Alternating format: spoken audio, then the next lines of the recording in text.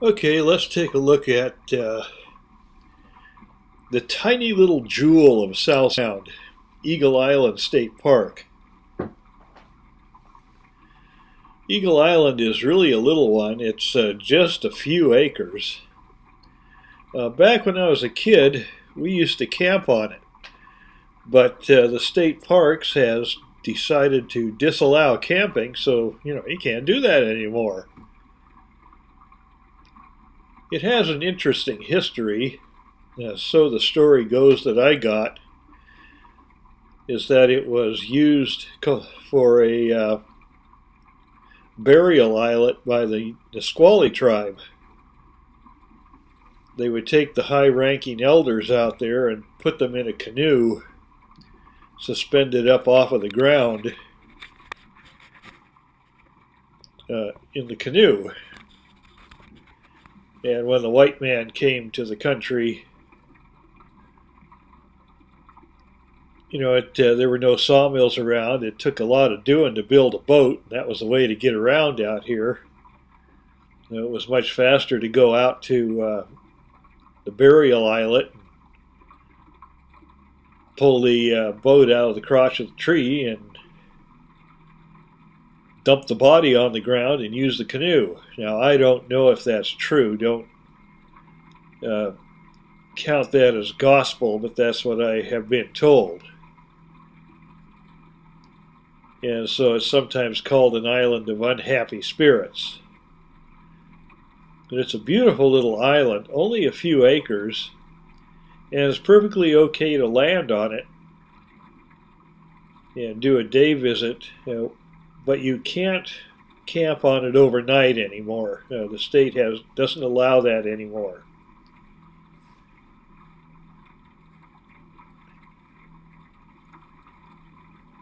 Off in the distance is McNeil Island.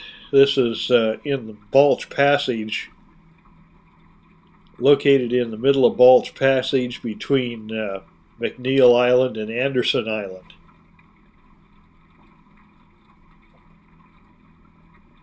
You can anchor offshore. It's pretty good bottom for holding your anchor and stay overnight.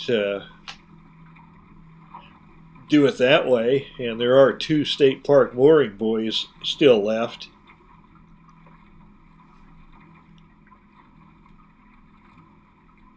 And it's a nice place to go ashore and sit and have lunch, especially in the wintertime. Because, in the wintertime when the breeze blows, it gets cold. And the island is so small, if you're sitting out in a breeze, no problem. You just pick your stuff up and you move a little ways and you go around the other side of the island, and then you're out of the breeze in the lee, and it's nice and warm.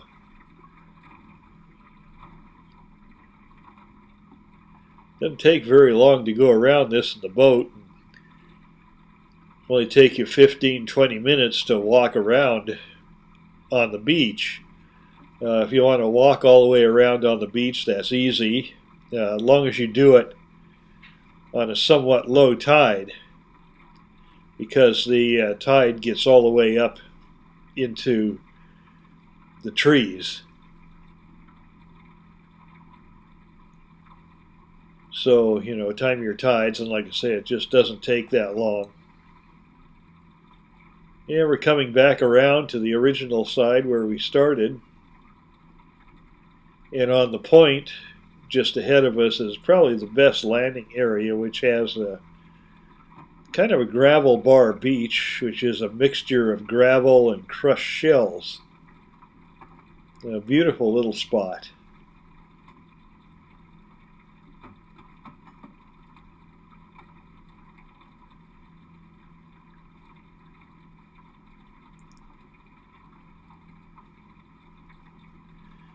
It looks like some people have still been camping there. When I was ashore, there's evidence of the campsite still being used.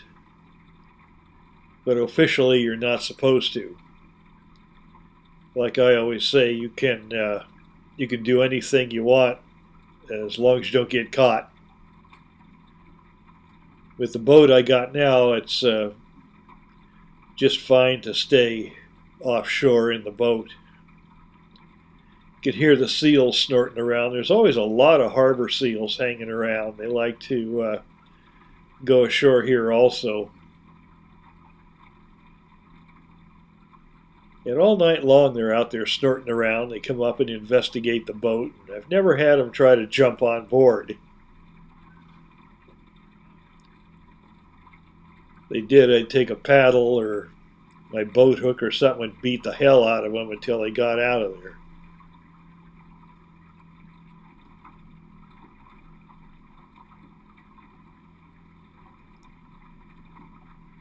Just one of the many delightful little spots in South Sound, and one of 4 little islands that are state parks down here.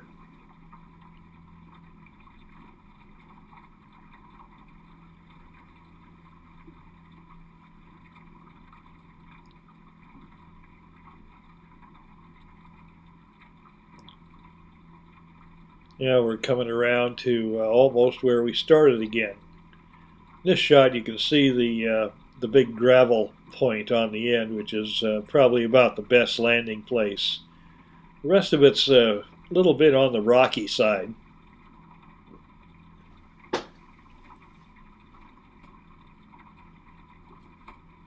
But you got to kind of get into a little bit rockier area to avoid the currents. The currents through Balch Passage move around pretty good, even very close to the beach on this little island. So if you let your nasty little kids run loose, they could get out there and get carried away.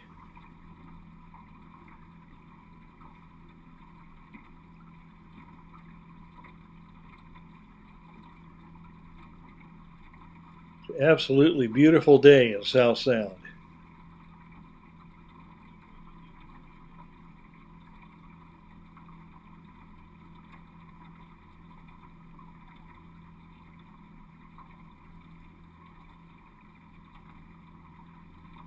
Eagle Island is always one of my favorite stops.